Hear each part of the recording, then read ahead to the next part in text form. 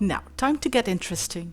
My favorite embellishment is still cheesecloth, but you can also use lace, rope, gauze, or maybe even none at all. Amaze yourself with your creativity. I start using modeling paste to create a textured background. I also use modeling paste to adhere my embellishments with. If the modeling paste dries too fast, you can extend the drying time with a spray bottle of water. Just spray a couple of times. I attach the cheesecloth to the paste. I softly push it into the paste to keep the cloth in place, so I can stretch it a little to get the right shape. And when I like the shape, I add a bit more of the paste.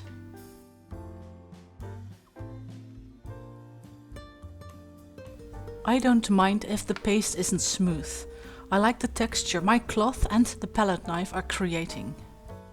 If you do like it smooth, then try wetting your palette knife before you smooth out the paste.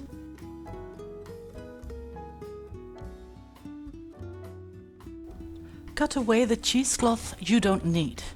It will fray, so there is no need to be very secure.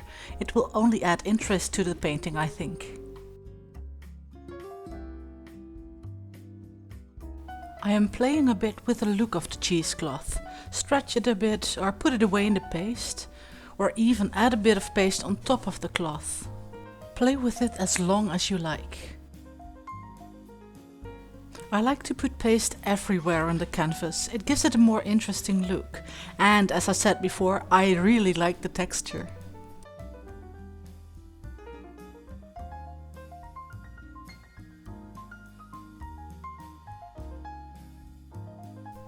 Where there is paste, there can be cheesecloth. Add it where you like. Stretch it, play with it, add it, remove it. You will see that the canvas will get more interest by texture when you add to it.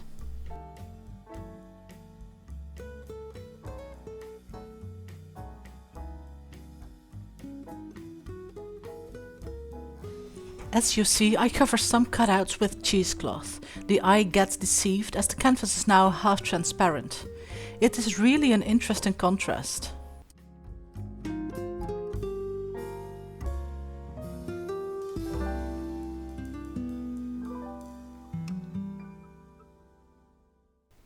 I leave the circle uncovered as I want that to be the focal point of this painting.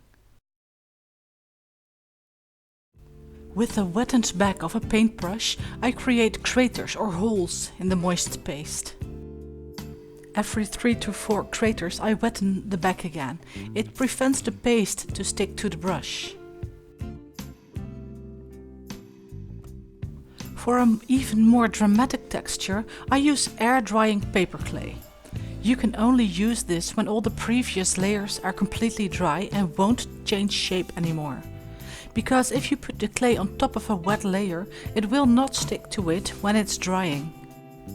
Paperclay forms really nice when it's a bit moist.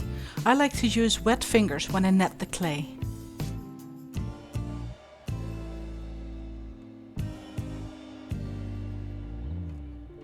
In this video I show you that modeling paste and paperclay are really compatible together. But you might also like crackle paste, seashells, eggshells, sand, branches, you just name it.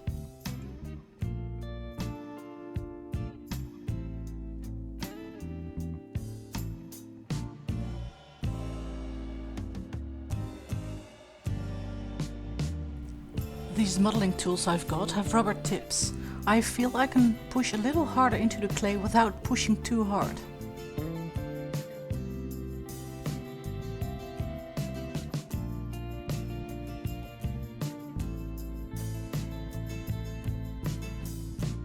I use small bits of paperclay per time. It is easier to form the shapes I like with smaller bits. I make wave-like shapes on the canvas with paperclay. I mimic and I follow the cutouts. This is an intuitive process for me. For your own inspiration, you can go outside and find what triggers you. Think of leaves, sand structures, bark, clouds. Nature provides us with a very unique range of shapes. Try and find the shapes that you like, shapes that feel good to you. I tend to like circles and waves best.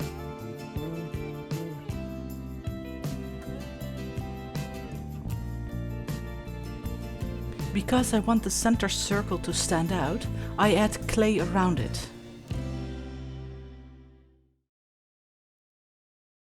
When I apply the paper clay, I keep wetting my fingers for a smooth surface. At the same time, I wetten the edges so it gets more into contact with the background.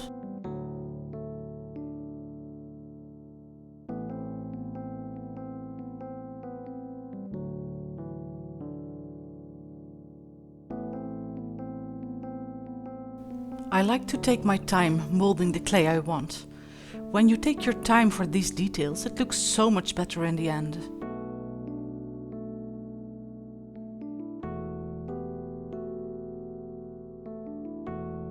When you're not sure if the molding is done, it probably isn't. That is what I learned. Go create until you are happy with the way it looks and you feel that you're in love with it. Love is the best creative feeling.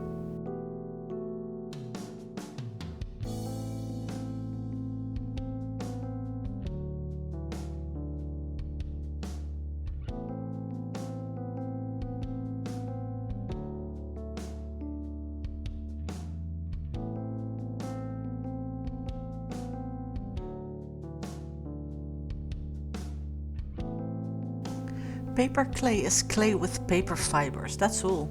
Any clay can be made into paper clay. Just think about clay bodies for earthenware, bone china, porcelain or terracotta. Just add paper fibers and you've got paper clay. There's a lot of recipes to be found online. Even people who work with ceramics can use paper clay, as it gives the clay body more strength, and it can be baked as well.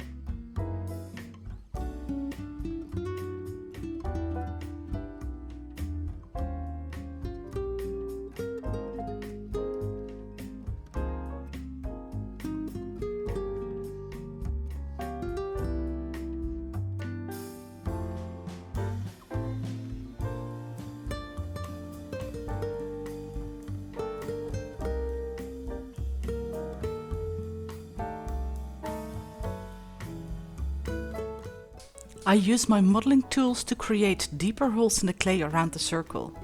You can also do this with the back of a brush, a small chopstick or even a toothpick.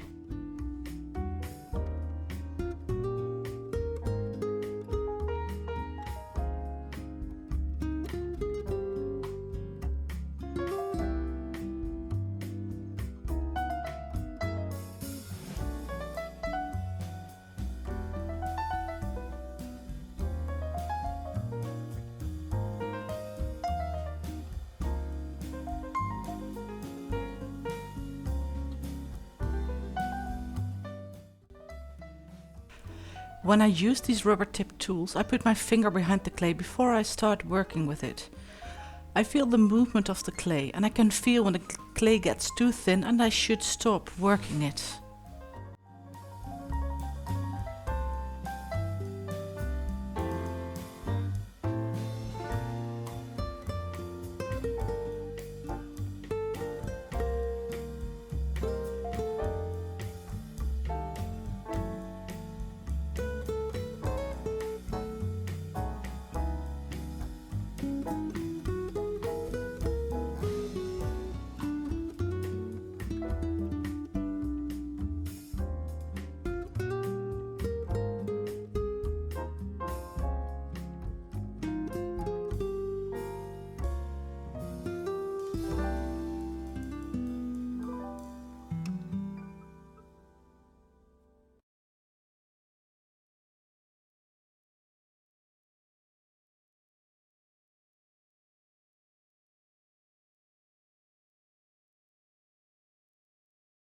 As you can see, the layering of the clay takes a very long time.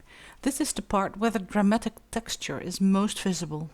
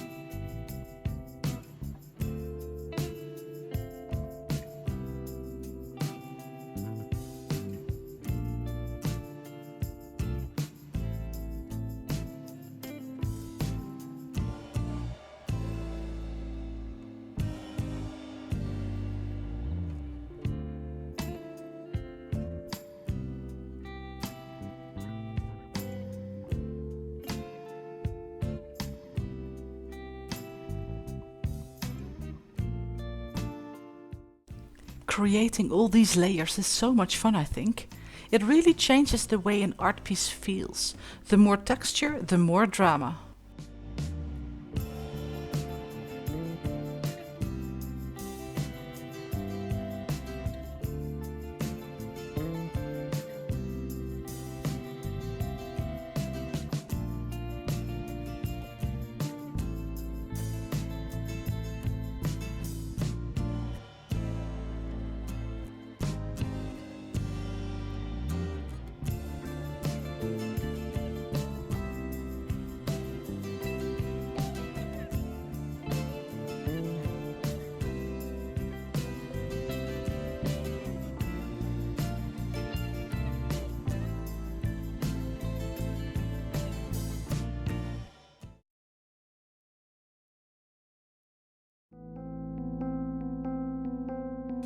With the wetted back of a modeling tool, I create more craters or holes in the wet clay.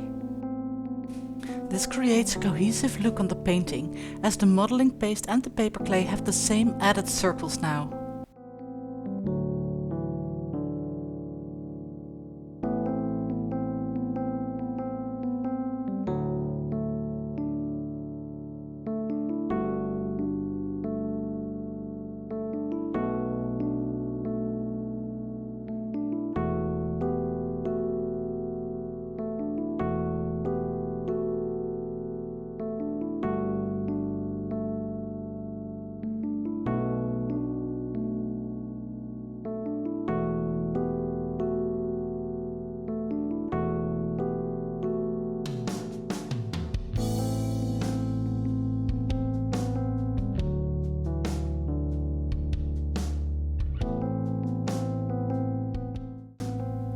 I thought there was enough paperclay on the surface, but when I looked, the proportions were off.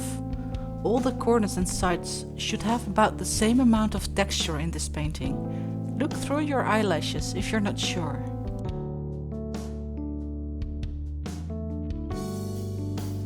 Before I leave the clay to dry, I check if everything is still attached to the surface.